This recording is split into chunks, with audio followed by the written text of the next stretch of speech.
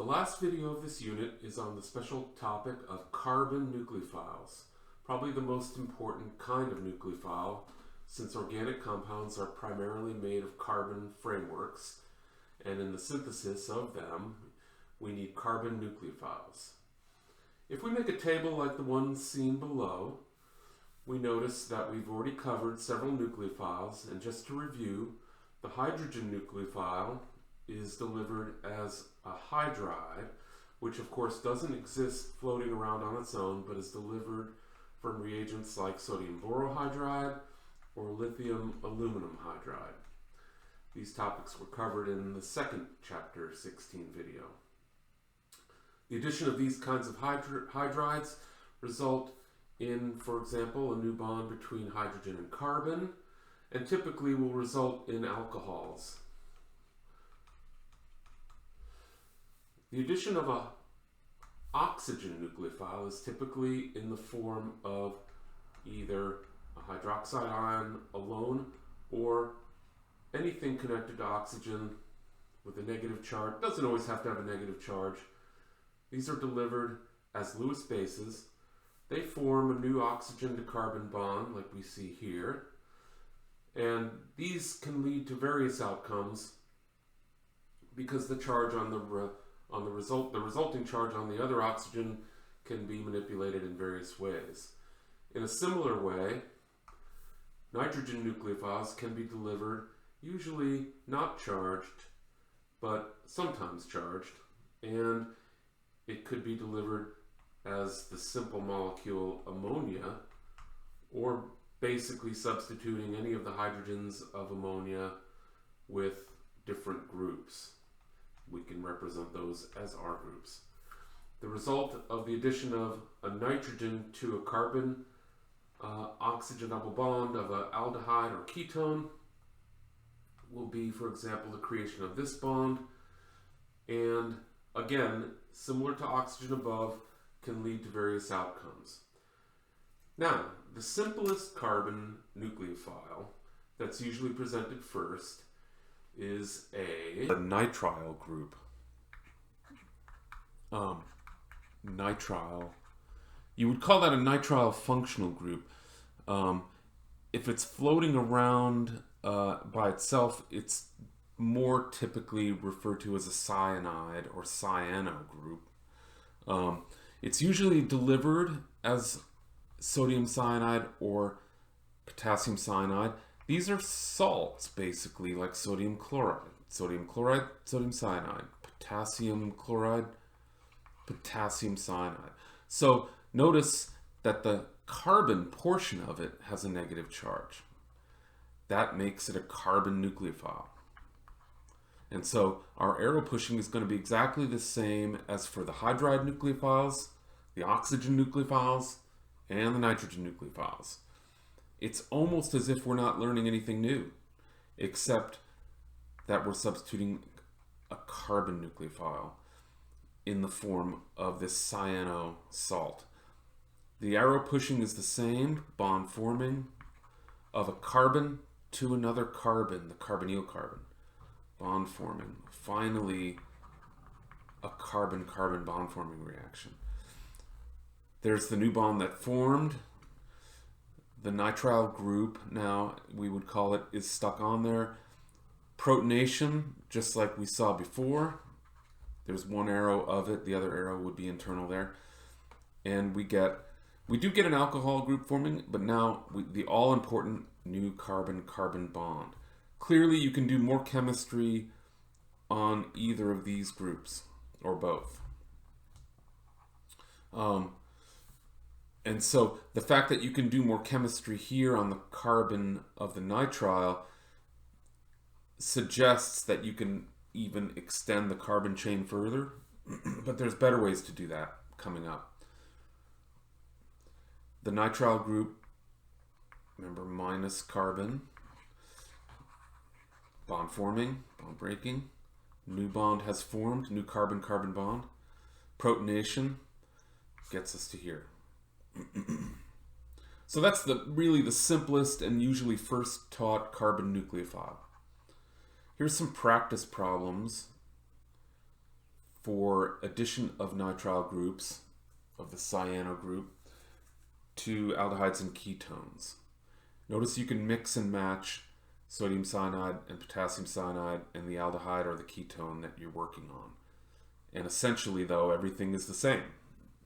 These are all basically the same reactions, and really not that different from the nucleophilic reactions we saw earlier. So the answers to these are at the end of the video. I would say the more important carbon nucleophiles are these types. They are also salt-like. So you have a negatively charged carbon group paired up with something we probably haven't seen much before, a magnesium bromide plus charged species. So this is a salt-like thing. Again, salt-like. And it still, therefore, can deliver carbon as a nucleophile.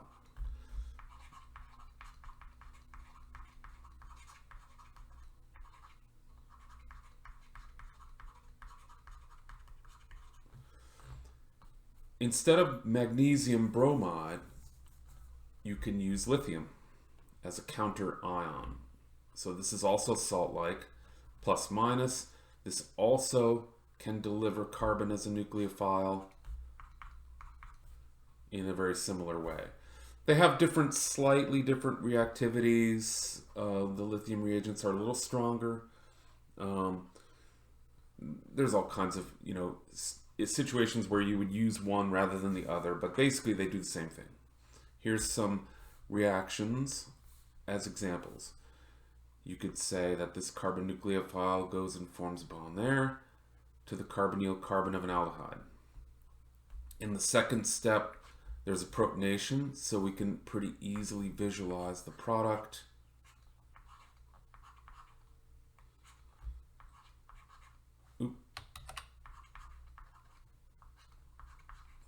And our new carbon-carbon bond is right there.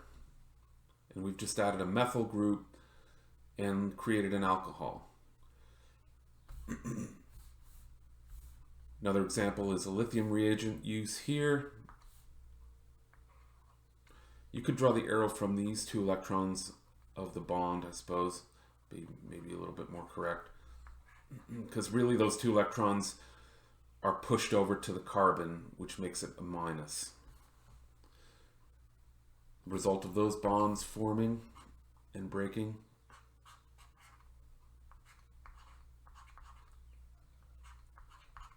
Methyl group has been added. Methyl as a carbon nucleophile. There's the new carbon-carbon bond. The incredible thing about these types of reactions, is that they work with almost any carbon group. Left out the R on carbon. So they're so versatile that you can make a magnesium bromide salt out of any carbon group. And where's the carbon that's negatively charged? It's right here, right? So that negatively charged carbon can go and form a bond with the carbonyl carbon of this ketone. We end up with the following product.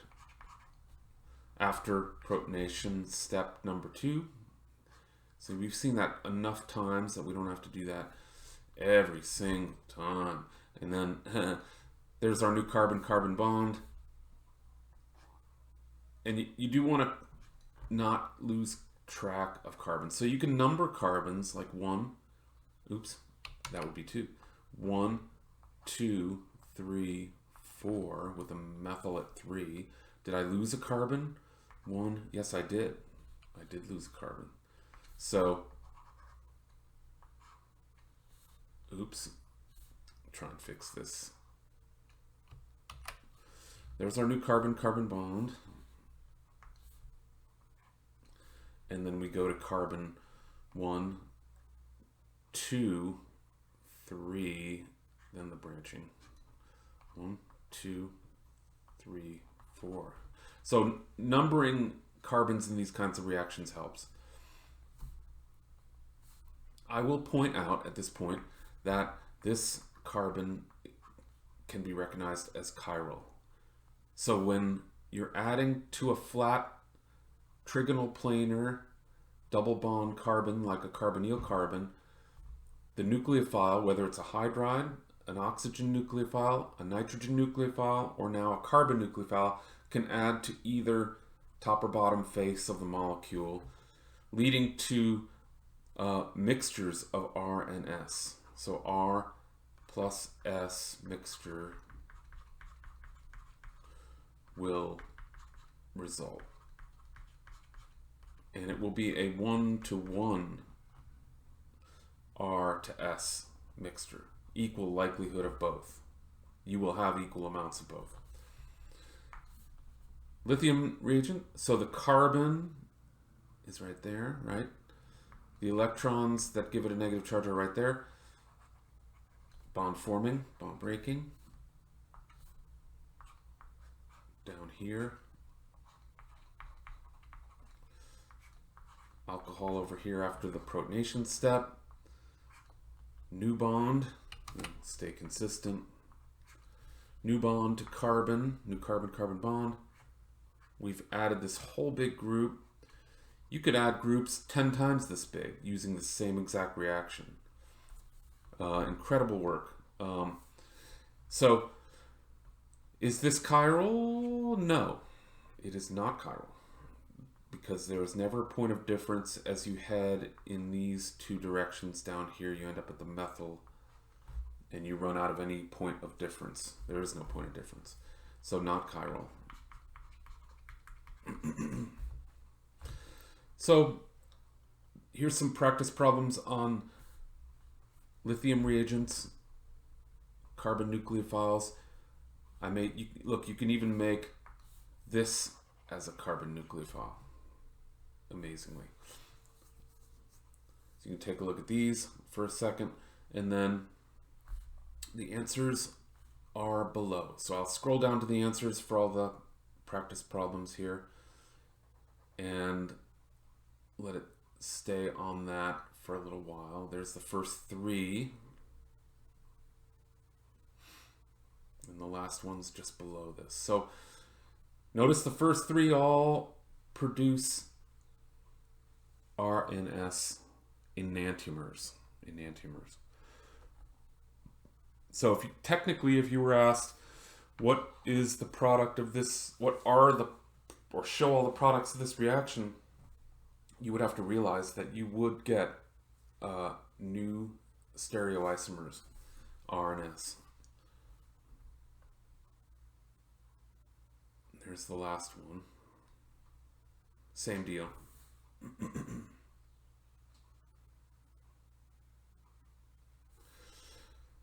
So clearly, some of you, if you're thinking about this even further, which we won't go any further than this, but you would realize that, it's not really necessarily the greatest thing that you're getting equal amounts of R and S enantiomers.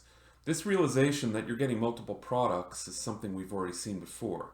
It's not what you want. Ideally, you want only one specific product. So a lot of effort has gone into further research in reactions like this that make new carbon-carbon bonds, but would only make, for example, the S isomer or the R isomer exclusively. Very difficult work. But